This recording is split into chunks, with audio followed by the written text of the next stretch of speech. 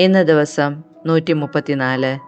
ഇന്ന് വായിക്കുന്ന വചനഭാഗങ്ങൾ 2 സാമുവേലിന്റെ പുസ്തകത്തിൽ നിന്ന് അധ്യായം 16, 1 ദിനവൃത്താന്തം അധ്യായം 21, സങ്കീർത്തനങ്ങൾ 15.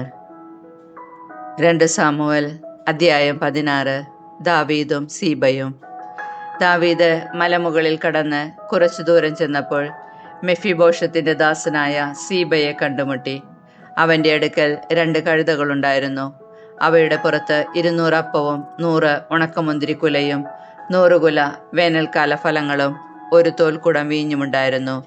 രാജാവ് സീബയോട് ചോദിച്ചു, ഇവയെല്ലാം നീ എന്ത് ചെയ്യാൻ പോകുന്നു? കഴുതകൾ രാജാവിന്റെ വീട്ടുകാർക്ക് കയറാനും അപ്പവും പഴവും ദാസന്മാർക്ക് തിന്നാനും വീഞ്ഞ് മരുഭൂമിയിൽ വെച്ച് തളരുമ്പോൾ അവർക്ക് കുടിക്കാനും അത്രേ. സീബ മറുപടി പറഞ്ഞു, നിന്റെ യജമാന്റെ പുത്രൻ എവിടെ? രാജാവ് അവനോട് ചോദിച്ചു. സീബ പറഞ്ഞു, അവൻ ജെറുസലേമിൽ പാർക്കുന്നു. തന്റെ പിതാവിന്റെ സിംഹാസനം ഇസ്രായേൽക്കാർ ഇന്ന് തനിക്ക് തിരികെ തരുമെന്ന് അവൻ കരുതുന്നു. അപ്പോൾ രാജാവ് സീബയോട് പറഞ്ഞു, ഇതാ മെഫിബോഷത്തിനുള്ളതെല്ലാം നിന്റേതാകുന്നു. സീബ പറഞ്ഞു, ഈ ദാസന്റെ മേൽ അങ്ങയുടെ പ്രീതി എപ്പോഴും ഉണ്ടായിരിക്കട്ടെ. ദാവീദും ഷിമെയയും.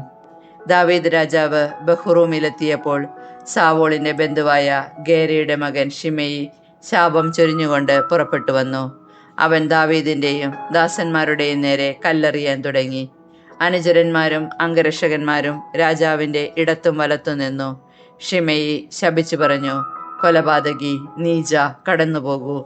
സാവോളിന്റെ സ്ഥാനത്ത് വാഴുന്ന നീ അവന്റെ കുടുംബാംഗങ്ങളെ കൊന്നതിന് കർത്താവ് പ്രതികാരം ചെയ്തിരിക്കുന്നു. കർത്താവ് നിന്റെ മകൻ അബ്സലോമിന് രാജത്വം നൽകിയിരിക്കുന്നു. നിന്റെ നാശമെടുത്തു. നീ രക്തം ചൊരിഞ്ഞവനാണ്. അപ്പോൾ സെരൂയയുടെ മകൻ അബിഷായി പറഞ്ഞു, ഈ ചത്തപട്ടി എൻ്റെ യജമാനായ രാജാവിനെ ശപിക്കുന്നുവോ? ഞാൻ അവൻ്റെ തല വെട്ടിക്കളയട്ടെ. എന്നാൽ രാജാവ് പറഞ്ഞു, സെരൂയ പുത്രന്മാരെ, നിങ്ങൾക്കെന്ത് കാര്യം? ദാവീദിനെ ശപിക്കുക എന്ന് കർത്താവ് കൽപ്പിച്ചിട്ടാണ് അവൻ അത് ചെയ്യുന്നതെങ്കിൽ അരുതെന്ന് പറയുവാൻ ആർക്ക് കഴിയും?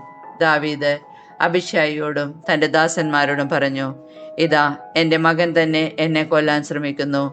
ഈ ബെഞ്ചമിൻ വംശജൻ ഇങ്ങനെ ചെയ്യുന്നതിൽ പിന്നെ എന്തത്ഭുതം? അവനെ വെറുതെ വിട്ടേക്കൂ. അവൻ ശപിക്കട്ടെ. കർത്താവ് കൽപ്പിച്ചത് കൊണ്ടത്രേ അവൻ ശപിക്കുന്നത്.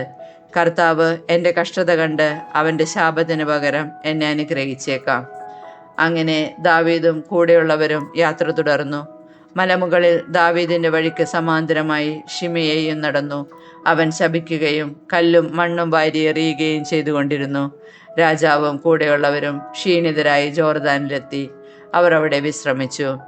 അബ്സലോം ജെറുസലേമിൽ. അബ്സലോമും കൂടെയുള്ള ഇസ്രായേൽക്കാരും ജെറുസലേമിലെത്തി. അഹിതോഫലും കൂടെയുണ്ടായിരുന്നു. ദാവീദിന്റെ വിശ്വസ്ത സുഹൃത്ത് അർക്യനായ ഹൂഷായി അബ്സലോമിന്റെ അടുത്ത് വന്നു പറഞ്ഞു, രാജാവ് നീണാൾ വാഴട്ടെ. അബ്സലോം അവനോട് ചോദിച്ചു, നിന്റെ സുഹൃത്തിനോടുള്ള വിശ്വസ്തത ഇങ്ങനെയോ? അവനോട് കൂടെ പോകാഞ്ഞതെന്ത്?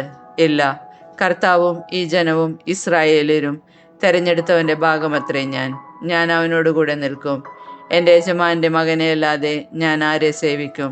നിന്റെ പിതാവിനെ സേവിച്ചതുപോലെ തന്നെ ഇനി ഞാൻ നിന്നെ സേവിക്കും. ഹൂഷായി മറുപടി പറഞ്ഞു. അപ്പോൾ അബ്സലോം അഹിതോഫലിനോട് പറഞ്ഞു, നമ്മൾ എന്ത് ചെയ്യണം? നിനക്കെന്ത് തോന്നുന്നു? അവൻ അബ്സലോമിനോട് പറഞ്ഞു, കൊട്ടാരം സൂക്ഷിക്കാൻ നിന്റെ പിതാവ് വിട്ടിട്ട് പോയ അവൻ്റെ ഉപനാരികളുമായി ശയിക്കുക. അങ്ങനെ നിന്റെ പിതാവിൻ്റെ വെറുപ്പിന് നീ പാത്രമായെന്ന് ഇസ്രായേൽ അറിയും. നിന്റെ അനുയായികൾക്ക് ഇത് ധൈര്യം കൊടുക്കും. അവർ അബ്സലോമിന് കൊട്ടാരത്തിന് മുകളിൽ ഒരു കൂടാരം ഒരുക്കി. അവിടെ ഇസ്രായേൽക്കാർ കാണുകെ അബ്സലോം തൻ്റെ പിതാവിൻ്റെ ഉപനാരികളെ പ്രാപിച്ചു. അക്കാലത്ത് അഹിതോഫൽ നൽകിയ ഏതൊരു ഉപദേശവും ദൈവ വെളിപാട് പോലെ സ്വീകരിക്കപ്പെട്ടിരുന്നു. ദാവീദും അബ്സലോമും അവന്റെ ഉപദേശം അത്ര വിലമതിച്ചിരുന്നു. 1 ദിനവൃത്താന്ത പുസ്തകത്തിൽ നിന്ന് അധ്യായം 21. ദാവീദ് ജനസംഖ്യ എടുക്കുന്നു. സാത്താൻ ഇസ്രായേലിനെതിരെ ഉണർന്ന് ഇസ്രായേലിന്റെ ജനസംഖ്യ എടുക്കാൻ ദാവീദിനെ പ്രേരിപ്പിച്ചു. ദാവീദ് യോവാബിനോടും സേനാനായകന്മാരോടും കൽപ്പിച്ചു, നിങ്ങൾ ബേർഷേബ മുതൽ ദാൻ വരെയുള്ള ഇസ്രായേലരെ എണ്ണുവിൻ. എനിക്ക് അവരുടെ സംഖ്യ അറിയണം. യോവാബ് പറഞ്ഞു, കർത്താവ് ജനത്തെ 100 ഇരട്ടി വർദ്ധിപ്പിക്കട്ടെ. എൻ്റെ യജമാനായ രാജാവേ, അവർ അങ്ങയുടെ ദാസന്മാരെയല്ലയോ? പിന്നെ എന്തുകൊണ്ടിങ്ങനെ ആവശ്യപ്പെടുന്നു? ഇസ്രായേലിൽ എന്തിന് അപരാധം വരുത്തുന്നു? യോവാബിന് രാജകൽപ്പന അനുസരിക്കേണ്ടി വന്നു. അവൻ ഇസ്രായേൽ മുഴുവൻ ചുറ്റി സഞ്ചരിച്ച് ജെറുസലേമിൽ തിരിച്ചെത്തി. യോവാബ് ജനസംഖ്യ ദാവീദിനെ അറിയിച്ചു. ഇസ്രായേലിൽ യോദ്ധാക്കൾ ആകെ 11 ലക്ഷം, യൂദായിൽ 4,70,000. എന്നാൽ ലേവ്യരെയും ബെഞ്ചമിൻ ഗോത്രജരെയും യോവാബ് എണ്ണിയില്ല.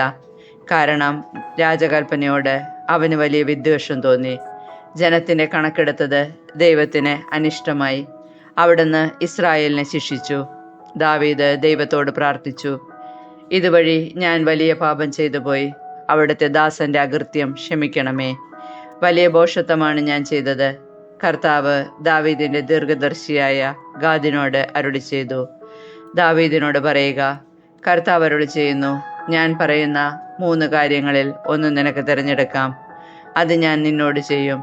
ഗാദ് ദാവീദിന്റെ അടുത്ത് വന്ന് പറഞ്ഞു, കർത്താവ് അരുളി ചെയ്യുന്നു, നിനക്ക് ഇഷ്ടമുള്ളത് തിരഞ്ഞെടുക്കുക. 3 വർഷത്തെ ക്ഷാമം, അല്ലെങ്കിൽ 3 മാസം ശത്രുക്കളുടെ നിരന്തരമായ ആക്രമണവും നിന്റെ പാലായനവും, അതുമല്ലെങ്കിൽ 3 ദിവസം മഹാമാരിയാകുന്ന ഖഡ്ഗം കൊണ്ട് കർത്താവിൻ്റെ ദൂതൻ നടത്തുന്ന സംഹാരം. എന്നെ അയച്ചവനോട് ഞാൻ എന്ത് പറയണമെന്ന് തീരുമാനിക്കുക.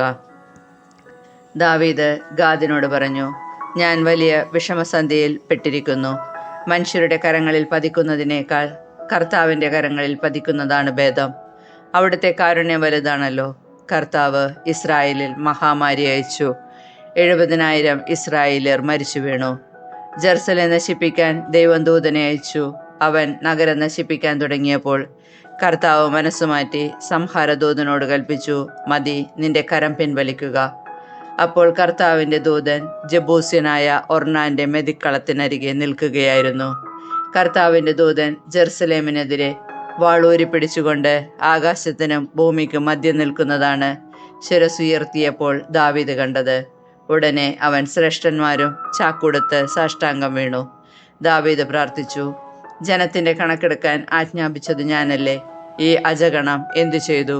എൻ്റെ ദൈവമായ കർത്താവേ, അങ്ങയുടെ കരം എനിക്കും എൻ്റെ പിതൃഭവനത്തിനും എതിരെയായിരിക്കട്ടെ.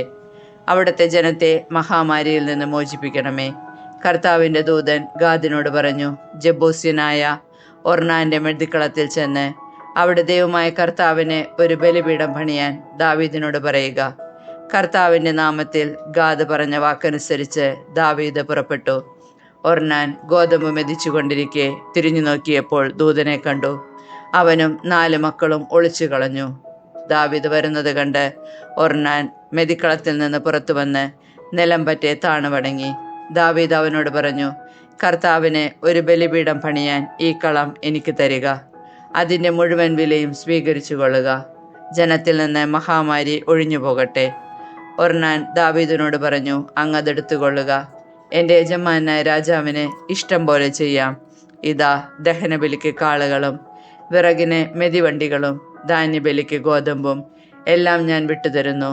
ദാവീദ് പറഞ്ഞു, പാടില്ല, മുഴുവൻ വിലയും തന്നെ ഞാൻ വാങ്ങൂ. നിന്റേതായി ഒന്നും കർത്താവിനായി ഞാൻ എടുക്കുകയില്ല. പണം മുടക്കാതെ ഞാൻ കർത്താവിന് ദഹനബലി അർപ്പിക്കുകയില്ല. ദാവീദ് ആ സ്ഥലത്തിൻ്റെ വിലയായി 600 ഷെക്കൽ സ്വർണം ഒർണാന് കൊടുത്തു. ദാവീദ് അവിടെ കർത്താവിന് ബലിപീഠം പണിതു. ദഹനബലികളും സമാധാന ബലികളും അർപ്പിച്ച് കർത്താവിനെ വിളിച്ചപേക്ഷിച്ചു. ആകാശത്തിൽ നിന്ന് ദഹനബലിപീഠത്തിലേക്ക് അഗ്നി അയച്ച് കർത്താവ് അവന് ഉത്തരമരളി. കർത്താവ് ദൂതനോട് കൽപ്പിച്ചു. അവൻ വാളുറയിലിട്ടു. ജബൂസ്യനായ ഒർണാന്റെ മെതിക്കളത്തിൽ വെച്ച് കർത്താവ് തനിക്കുത്തരമരുളിയതിനാൽ ദാവീദ് അവിടെ ബലികൾ അർപ്പിച്ചു. മോശ മരുഭൂമിയിൽ വച്ച് നിർമ്മിച്ച കർത്താവിൻ്റെ കൂടാരവും ദഹന ബലിപീഠവും അന്ന് ഗിബയോനിലെ ആരാധന സ്ഥലത്തായിരുന്നു. സംഹാരദൂതന്റെ വാളിനെ ഭയന്നതുകൊണ്ട് ദൈവത്തോട് ആരായുന്നതിന് അവിടെ പോകാൻ ദാവീദിന് കഴിഞ്ഞില്ല. സങ്കീർത്തനങ്ങൾ 15. നീതിയുടെ മാനദണ്ഡം. കർത്താവേ, അങ്ങയുടെ കൂടാരത്തിൽ ആര് വസിക്കും? അങ്ങയുടെ വിശുദ്ധഗിരിയിൽ ആര് വാസമുറപ്പിക്കും? നിഷ്കളങ്കനായി ജീവിക്കുകയും നീതി മാത്രം പ്രവർത്തിക്കുകയും ഹൃദയം തുറന്ന് സത്യം പറയുകയും ചെയ്യുന്നവൻ, പരദൂഷണം പറയുകയോ സ്നേഹിതനെ ദ്രോഹിക്കുകയോ അയൽക്കാരനെതിരെ അപവാദം പരത്തുകയോ ചെയ്യാത്തവൻ, ദുഷ്ടനെ പരിഹാസ്യനായി കരുതുകയും ദൈവഭക്തനോട് ആദരം കാണിക്കുകയും നഷ്ടം സഹിച്ചും പ്രതിജ്ഞ നിറവേറ്റുകയും ചെയ്യുന്നവൻ, കടത്തിന് പലിശ ഈടാക്കുകയോ നിർദോഷനെതിരെ കൈക്കൂലി വാങ്ങുകയോ ചെയ്യാത്തവൻ, ഇങ്ങനെയുള്ളവൻ നിർഭയനായിരിക്കും.